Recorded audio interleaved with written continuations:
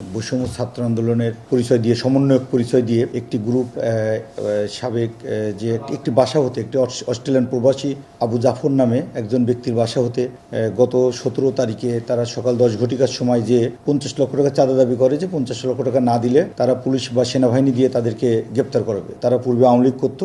তখন অস্ট্রেলিয়ান প্রবাসী বলেন যে আমি তো অস্ট্রেলিয়ায় বসবাস করি, আমি তো এগুলোর মধ্যে নাই, আমি দেশে এসেছি বেড়াতে।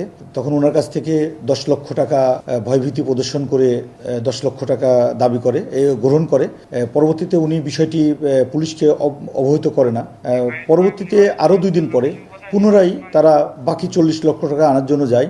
বিষয়টা আমাদের তখনও অবগত করেনি ওই পরিবার থেকে। পরবর্তীতে আজকে বিকেল 5:30টার সময় এই আজকে যারা আটক হয়েছে তাদের মধ্যে রিয়াদ নামে একটি ছেলে, ও এর নেতৃত্বেই মূলত ঘটনাটা ঘটেছে। সে যা দাবি করে যে বাকি 40 লক্ষ টাকা আজকে দিতে হবে, না হলে আজকে আপনাকে ধরে আমরা পুলিশে দেব।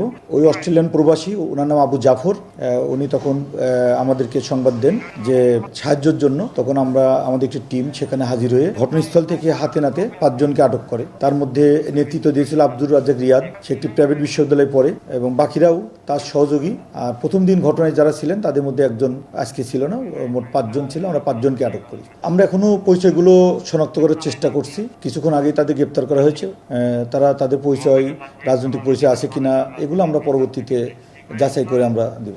এখানে আপনারা এটাও দেখেছেন যে থানার সামনে বৈষম্য আন্দোলনের গুলশান থানার পক্ষে একটি গ্রুপ, তারা যারা আটক হয়েছে তাদের বিরুদ্ধে স্লোগান দিচ্ছিল, চাঁদাবাজদের দেশে ঠাঁই নাই।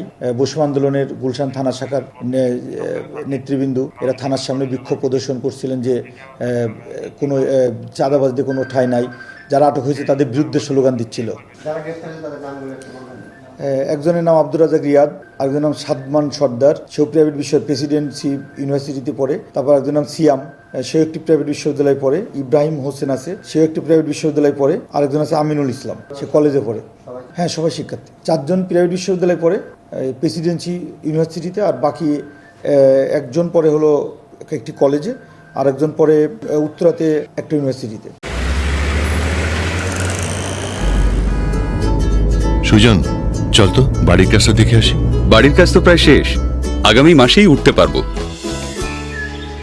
জায়গা কেনার পর কোনোদিন ভাবিনি বাড়ি দেখে যেতে পারবো। বাবা, তুমি করেছো জমি আর আমি করলাম বাড়ি। এখন থাকবে তোমার নাতি। আমি কিন্তু দাদুকে ছাড়া থাকবো না। এ বাড়িতে আমরা সবাই একসাথে থাকবো। বসুন্ধরা সিমেন্টের দৃঢ় গাঁথুনি গড়েছে 3 প্রজন্মের এক ঠিকানা। শক্তির মানদণ্ডে উত্তীর্ণ বসুন্ধরা সিমেন্ট। বসুন্ধরা সিমেন্ট, প্রজন্মের বন্ধন।